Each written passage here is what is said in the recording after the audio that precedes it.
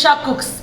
Nothing like a chilled iced tea after a long hard day. Wait no more, here comes the recipe.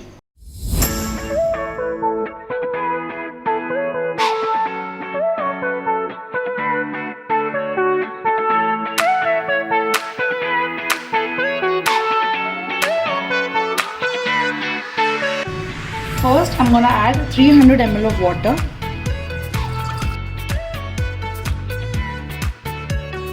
And keep it for boil. Now I'm gonna add a pinch of tea leaves and 2 spoons of sugar. Let it boil for 2 minutes. Mix it well and make sure the sugar dissolves. It has been boiling for 2 minutes. Now we're gonna off the gas and wait for it to cool. Now we're gonna take this off the gas and strain it. Now let it come to the room temperature for 2 minutes, then keep it in the fridge for an hour. Add a dash of lemon into this chilled iced tea and mix it.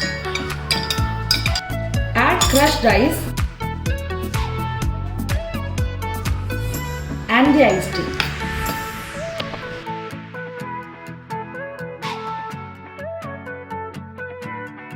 Add a piece of lemon to complete the drink.